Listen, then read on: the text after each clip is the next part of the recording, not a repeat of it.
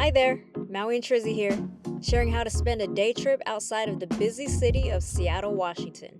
And we mean busy, as it's been constantly crowned the busiest city in the Pacific Northwest. Welcome to Bainbridge Island, a quiet town with lots of charm that's a 30-minute ferry ride from Seattle. This itinerary is specifically for day trippers with a car.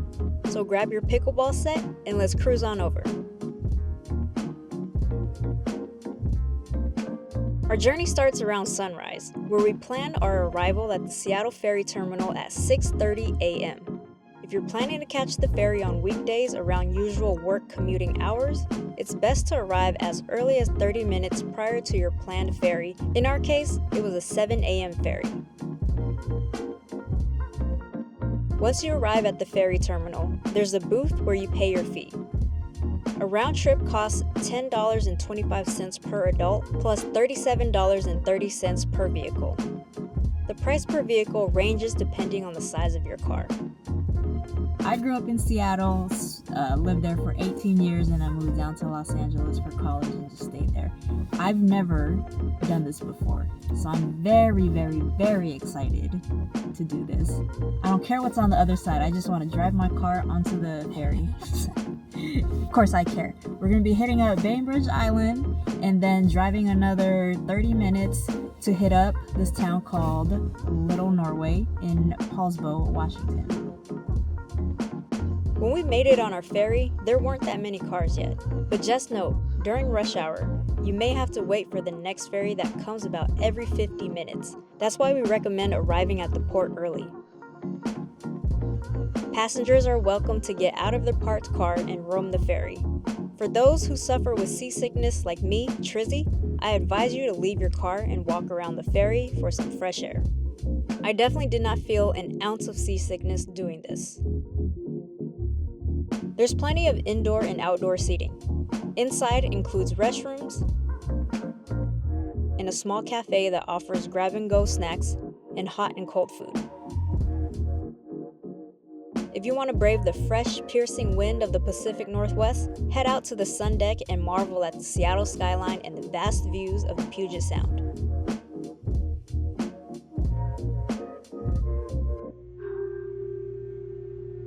Your attention, please. We are now arriving at our destination. Please make sure that you have all of your personal belongings before disembarking the vessel. Drivers and passengers, return to your vehicles.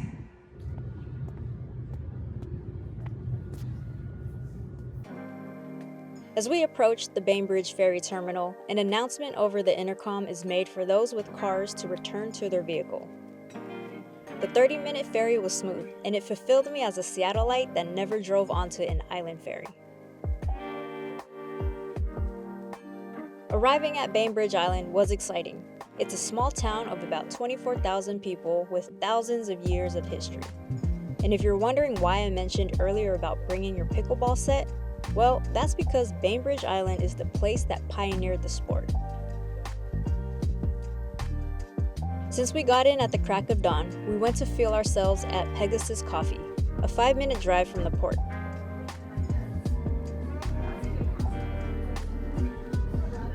Okay, what's this? It's a mocha. Okay, now we got a mocha, and I got a London Fog with almond milk. And we are splitting a spinach and cheese bagel something and a sausage and egg breakfast sandwich. Yeah, this one has a hot sauce? Okay. Their breakfast sausage is very herby and spiced. So it's like little tiny bits of sausages mixed with the egg with the red pepper aioli. Pegasus Coffee settles along a marina, so after our breakfast, we took a stroll and prayed that sometime today the sun will come out to warm us up just a little bit. There's a short designated trail that guides you on a boardwalk over the water.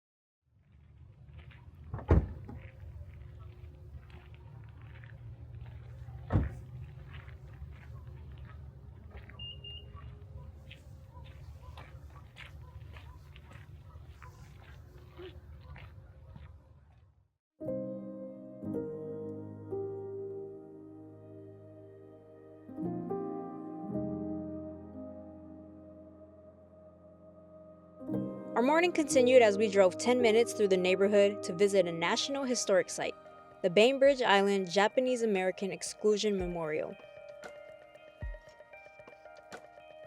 It's an outdoor monument with a pathway reflecting and remembering the first 227 Japanese Americans' injustice, loss, and suffering as American soldiers forcibly removed them from the island to the Manzanar War Relocation Center in California. Bainbridge Island became the first community targeted under Executive Order 9066 and Civilian Exclusion Order No. 1. From this very location on the south side of Eagle Harbor, we can trace the historic path to the ferry landing where residents departed their island home, embarking on an uncertain future.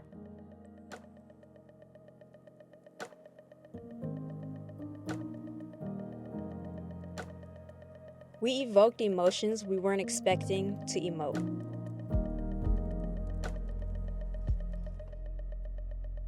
This memorial reminded us to keep hope alive and resilience strong whenever history decides to repeat itself.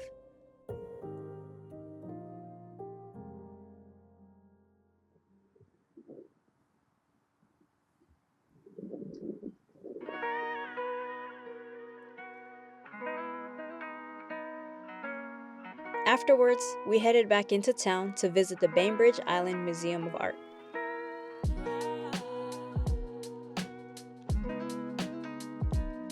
It's right outside the ferry port, so those with no car can walk and check it out as well. It's a 2-story exhibit with free admission, and the museum was filled with amazing artwork of local artists.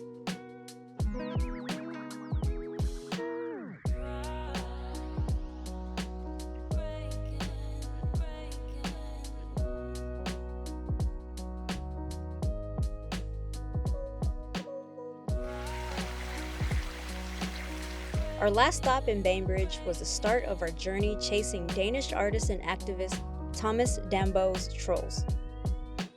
His giant sculptures of trolls are made entirely out of recycled materials. More than 100 trolls are hidden around the world, and the state of Washington holds 6.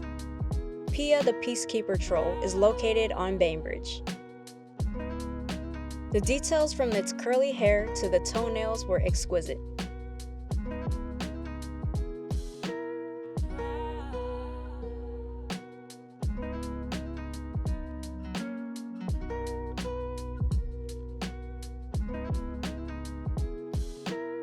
Our bonus part of the day trip was a visit to Poulsbo, a small town that's 30 minutes away from Bainbridge. This town is nicknamed Little Norway for its Scandinavian vibes and because the founder of the town was Norwegian. It was about lunchtime when we arrived in Poulsbo, so we ate at JJ's Fish House. We ordered beer-infused Belgian-style mussels and JJ's fried chicken sandwich. Both were great options after a long day of adventuring a new place. We walked around Little Norway for about 30 minutes, viewing the Viking city atmosphere.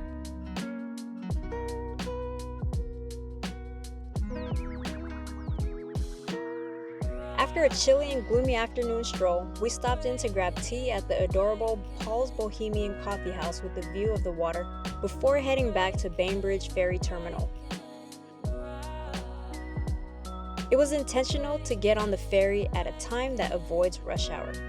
When we pulled up to the terminal, there was a line longer than we experienced in the morning. We lined up for about 10 minutes until the ferry arrived, and luckily we made it onto the ferry for our return to Seattle.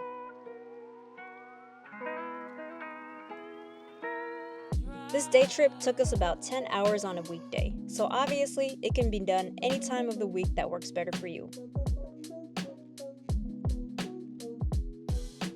And although it was a gloomy day, we had a great time learning about Bainbridge and feeling the Norwegian culture in Poulsbo. Thanks for watching Maui and Trizzy. Please hit that subscribe and bell to get notified on more of our adventures.